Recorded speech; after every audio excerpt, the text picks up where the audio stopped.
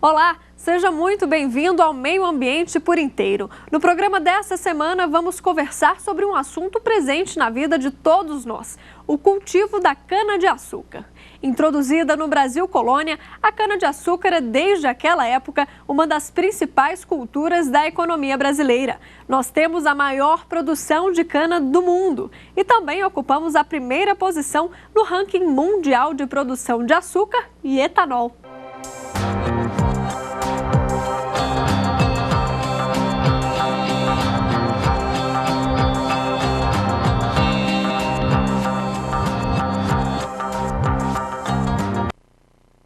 A história da cana no nosso país envolveu também diversos problemas ao longo dos anos. A mão de obra escrava e os enormes problemas sociais e ambientais causados pela adoção dessa monocultura, com técnicas de cultivo inapropriadas, poluição de rios e solos causadas pelo descarte dos resíduos da cana. Vamos abordar também essa trajetória para entender um pouco melhor como o setor evoluiu. Mas antes, nós vamos conhecer um pouquinho mais dessa história. A cultura da cana-de-açúcar no Brasil entrou na nossa história por volta do ano de 1530. Foi o colonizador português Martim Afonso de Souza que trouxe as primeiras mudas de cana-de-açúcar para o Brasil, introduzindo a cultura na capitania de São Vicente, região que hoje corresponde a São Paulo. Desde então, a cana faz parte da história do nosso país, sendo uma das primeiras atividades de exploração econômica. O desenvolvimento do setor trouxe riquezas e problemas. Entre os aspectos negativos estavam o trabalho escravo utilizado pelos grandes engenhos que abasteciam de açúcar o Velho Mundo e o desmatamento de grandes áreas de floresta para abrir espaço às plantações. Apesar de ter chegado primeiro à região sudeste, foi no Nordeste brasileiro que os engenhos mais prosperaram. Grandes famílias, grandes engenhos, grandes exportações. O cultivo de cana influenciou profundamente a cultura da região, reforçando as relações sociais no modelo da Casa Grande e Senzala, que tanto marcou a formação do Brasil como nação. Dos tempos do Brasil Imperial até a República, muita coisa mudou. Foram mais de 500 anos de produção, entre a construção da riqueza de muitas famílias e as crises que levaram os grandes engenhos ao declínio. O modo de produção e os produtos mudaram com o passar dos anos. A indústria sucro-alcooleira se transformou em vilã ambiental, com a poluição de rios e a degradação do solo por agrotóxicos e detritos da cana, descartados de forma incorreta no meio ambiente. Após anos de pressão, o setor se adequou às novas realidades e às exigências de preservação e redução de emissão de poluentes. A capacidade de adaptação e transformação da indústria da cana manteve a cultura como importante setor econômico do país, sendo responsável, até os dias de hoje, por milhões de empregos, bem como de divisas para o país, seja na exportação do tradicional açúcar ou do moderno combustível etanol. Entre os produtos derivados da cana que fazem parte do dia a dia dos brasileiros estão o açúcar, a rapadura, o melaço, o açúcar mascavo e a cachaça. Um detalhe interessante é que a produção destes derivados também vem mudando e ganhando versões mais naturais e orgânicas. Aqui pertinho do Distrito Federal, na cidade goiana de Alexânia, um produtor rural está desenvolvendo há alguns anos uma cachaça orgânica que vem conquistando muitos apreciadores dessa bebida. Quem nos recebeu na propriedade foi o Joseni, que trabalha na produção da cachaça há 16 anos. Ele nos mostrou o local e o plantio da cana. Dali em diante, o Ribeiro passou a nos guiar. Ele está na fazenda há 26 anos, quando ainda nem havia produção de bebida. O Ribeiro passou por todas as etapas e hoje é o gerente do alambique. Curioso é que o primeiro lote da cachaça foi fruto de um acidente. Tinha atividade agrícola e pecuária na fazenda e por acidente o canavial pegou fogo. Aí nós resolvemos fazer melaço da cana.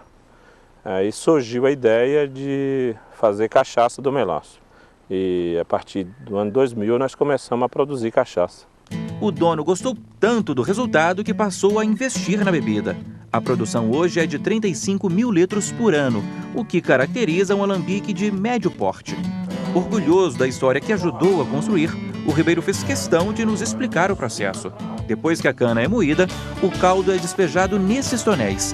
É a primeira etapa. Neste ambiente onde nós estamos é que começa o processo de fermentação, que já é um segundo processo, não é, Ribeiro?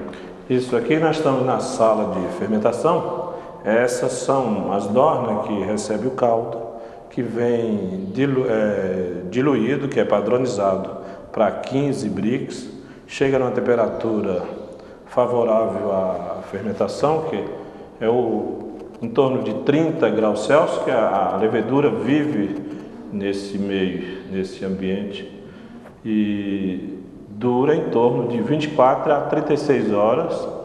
A levedura transforma o caldo de cana em etanol. Ou seja, transforma o açúcar do caldo de cana em álcool. Em álcool. O resultado é uma espécie de cerveja de cana.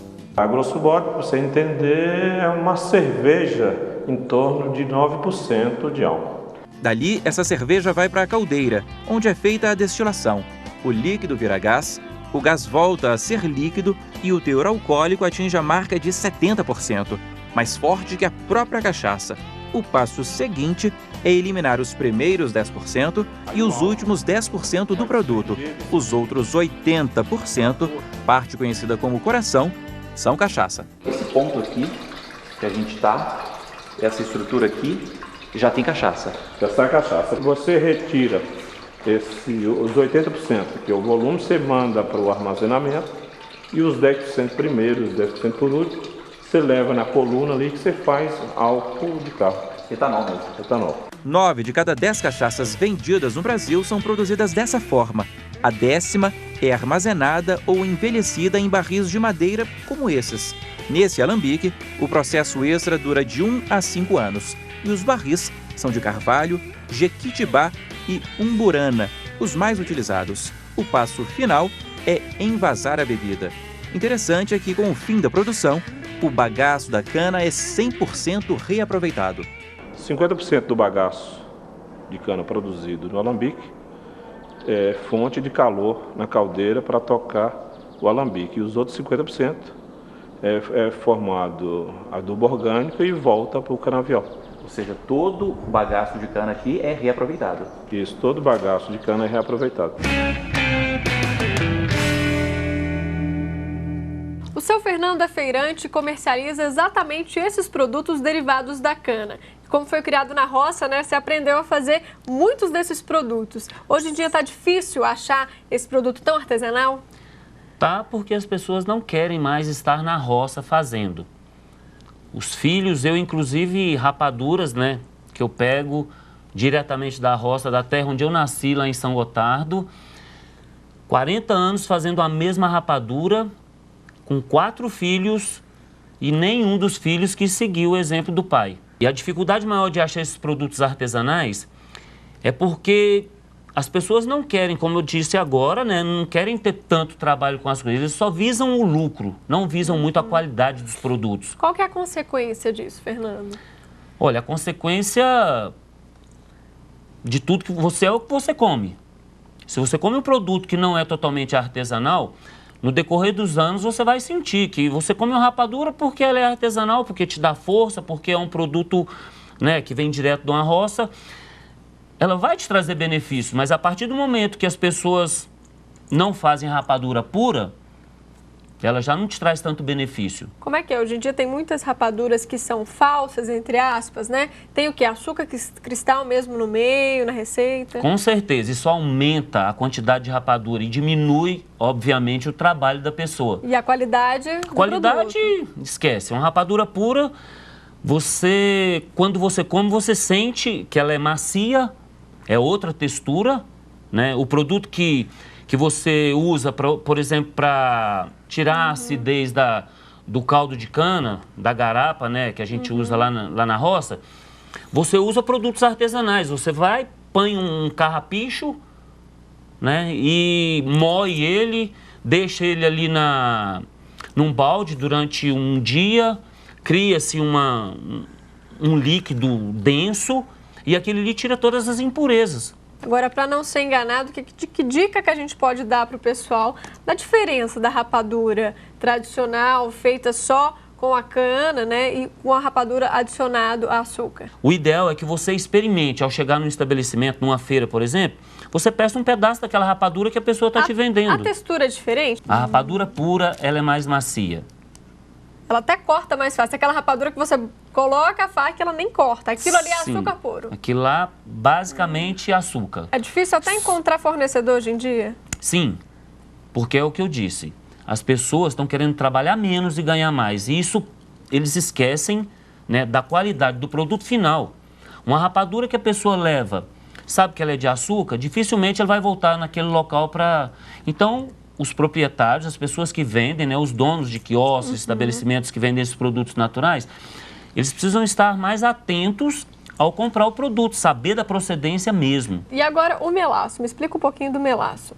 Como é O que ele é melaço, quando você vai fazer a rapadura, esse ponto da rapadura e do melaço, você tem que saber. Só pessoas que nasceram e que aprenderam com os pais, né, que sabem que poderiam saber qual o ponto ideal. Logo após tirar todas as impurezas, logo em seguida você já pega um pouco de melado, né, que ele já tá um pouco denso, não pode deixar ficar muito. Você coloca num potinho de água. Se a puxa tiver macia, não tiver muito dura, já pode retirar, que ali já dá o melaço. Essa consistência? É essa consistência. E existem alguns mais densos, né, mais assim, mais encorpados, mas a consistência normal e é essa. Eles costumam também adicionar o açúcar, então, ao melaço também? Bom, já que e aí o resultado é outro. Esse melaço que tem aí um mês, que chegou na minha loja, ele já estaria totalmente açucarado. O que acontece é que os produtos, quando vêm muito industrializados, eles vêm muito lacrado. Geralmente o proprietário não vai querer abrir para mostrar. Sim. Então, uma maneira mais fácil de enganar. Então, ao você chegar no estabelecimento para comprar, peça que abra, peça para experimentar. Tem que ficar ligado na hora de comprar, Ficar então. atento, essa é a dica. Tá certo, Fernando. Muito obrigada pela sua participação. Eu que agradeço. Bom, e no próximo bloco nós vamos conversar com Cid Caldas, coordenador-geral de açúcar e etanol da Secretaria de Produção e Agroenergia do Ministério da Agricultura. Vamos falar sobre a evolução da indústria da cana e sobre como ela chegou até o estágio atual. Nós vamos conhecer também um pouco da indústria, que é a maior exportadora de açúcar orgânico do Brasil. A gente volta já já. O Meio Ambiente por Inteiro está de volta agora com Cid Caldas, coordenador-geral de açúcar e etanol da Secretaria de Produção e Agroenergia do Ministério da Agricultura. Muito bem-vindo, Cid. Eu que agradeço. Vamos começar o nosso bate-papo, então, falando um pouquinho do decreto de 2009, que aprovou o zoneamento agroecológico da cana-de-açúcar. Vamos explicar para o pessoal o que significa isso? O nome é complicado, mas vamos voltar um pouco no tempo. Em 2008, quando o presidente Lula...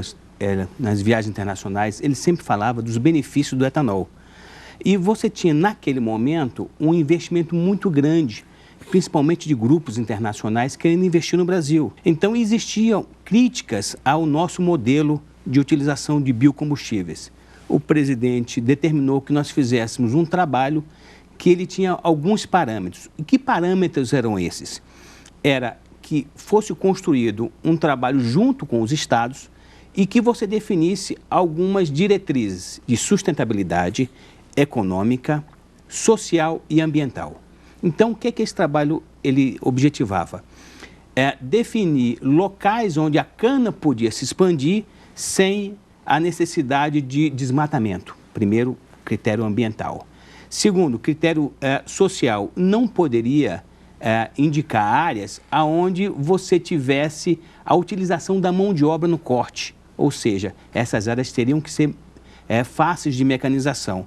E o critério econômico eram áreas onde a produtividade desse ganhos econômicos. Nós conseguimos identificar ainda no Brasil 64 milhões de hectares que a cana poderia expandir.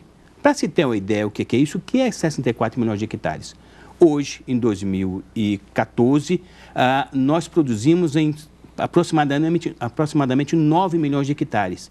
Então, você tem a ideia do que a quantidade de área que ainda dispomos para o crescimento da cana sem haver o desmatamento de 1 hectare. Tá, mas falando um pouquinho do objetivo, para que serve esse decreto?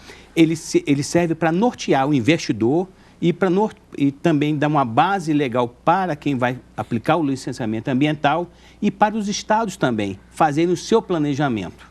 Então, ele tinha esse objetivo. Hoje, quais são as regulamentações? O que pode e o que não pode no cultivo da cana, Cid? Eu diria para vocês o que pode ser feito, tudo que a lei permite. Cid, vamos assistir agora uma reportagem sobre a indústria da cana, que continua tendo grande importância para o Brasil, seja na produção de energia renovável, com o etanol, ou na produção de açúcar e outros derivados, como mostram os dados oficiais. Um dos exemplos da força da indústria é uma usina que alcançou o 2º lugar no ranking de exportação de açúcar orgânico do país. A empresa mandou para fora do país 30 mil toneladas de açúcar orgânico no ano passado. Vamos ver? O Brasil é o maior produtor de cana-de-açúcar do mundo. O setor sucro-alcooleiro empregou 4,5 milhões de pessoas e foi responsável por 31% do Produto Interno Bruto Agrícola do Brasil em 2012. Em Goianésia, no estado de Goiás, uma usina mostra o exemplo de como o setor tem se adequado às exigências ambientais e conceitos de sustentabilidade sem perder produtividade. A usina, uma das maiores exportadoras de açúcar orgânico do país, controla pragas e doenças na plantação de forma ecológica e faz uso da agricultura de precisão, uma maneira de gerenciar os canaviais que leva em conta as características de cada parte do terreno. Os insumos agrícolas são aplicados de forma correta no solo, o que proporciona o aumento e a melhoria da produção. A usina também produz, a partir do bagaço da cana, a energia que consome e vende o que sobra. Além disso, evita o uso de agrotóxicos e as queimadas no cultivo da cana. A queima em canaviais, por sinal, foi tema de uma audiência pública realizada pelo Supremo Tribunal Federal no ano passado. Já na capital do país, este engenho familiar é mais um exemplo do uso sustentável da cana. O bagaço aqui vira alimento de animais, mas esse é o fim do processo. Vamos do início. A grande atração do local é a máquina que moe a cana. Feito de ferro fundido e braúna, uma madeira de lei, o equipamento tem 200 anos. Foi trazido de Pernambuco pelo pai do Ielmo. Aos 24 anos, é ele que toca o engenho. Com a cana já cortada, o passo seguinte é a raspagem. É depois disso que a cana é moída e, com o caldo, o Ielmo e os 6 funcionários do engenho dão início à produção. São 2 produtos, não é, Ielmo?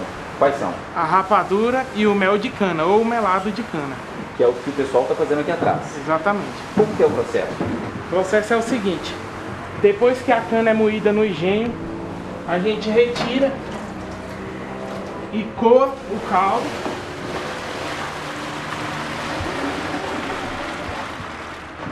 Aqui ele vai aquecer. Depois que ele aquece, vem o processo da limpeza da casca da cana. No caso, isso daqui é conhecido como borra. A borra da cana. Isso não é aproveitado? Não. Nós vamos limpando aos poucos e cada tacho desse tem sua função. Aqui, depois que limpou desse, transfere para cá com essa peça aqui, que se chama cabaça. Aí vai limpando mais. E cada tacho que limpa um pouco aqui, já muda para o outro.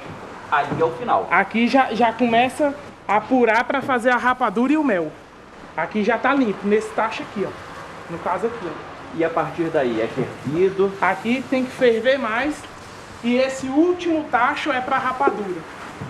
Você vai mexendo até dar o ponto.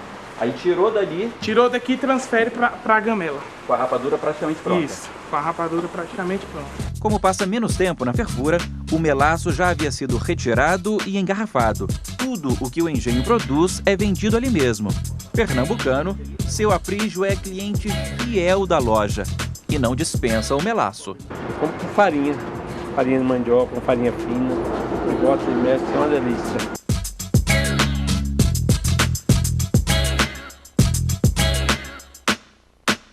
Cid, antigamente o cultivo da cana tinha alguns problemas em relação à poluição, à mão de obra escrava. Como é que está isso hoje em dia? Nós temos que entender que houve uma mudança. Na verdade, essa indústria ela passou por problemas no passado. Você jogava o vinhoto, que era quando você fazia etanol, tinha aquela água era despejada nos rios, e isso acabava matando os peixes. Descobriu-se, com pesquisa, que era um excelente fertilizante. Então, esse resíduo é jogado no canavial e aumenta o rendimento. Muito se fala da Amazônia. Esse setor pode colocar em risco essas áreas ou não? Uma unidade instalada na Amazonas ou no norte do Brasil, ela não é competitiva. Inclusive, para tirar o seu produto, como é que você consegue deslocar 2.500 quilômetros com uma tonelada de açúcar? A que preço ela vai chegar aqui embaixo? Então, além disso, nós temos as questões de clima e solo, que lá não é propício para a produção de cana-de-açúcar. Então, não tem risco para essa região? Nenhum. Tá certo.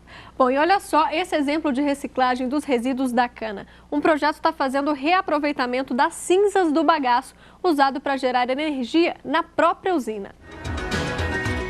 Na Universidade Estadual de Mato Grosso do Sul, o objetivo foi reutilizar as cinzas que sobram no processo de industrialização da cana-de-açúcar.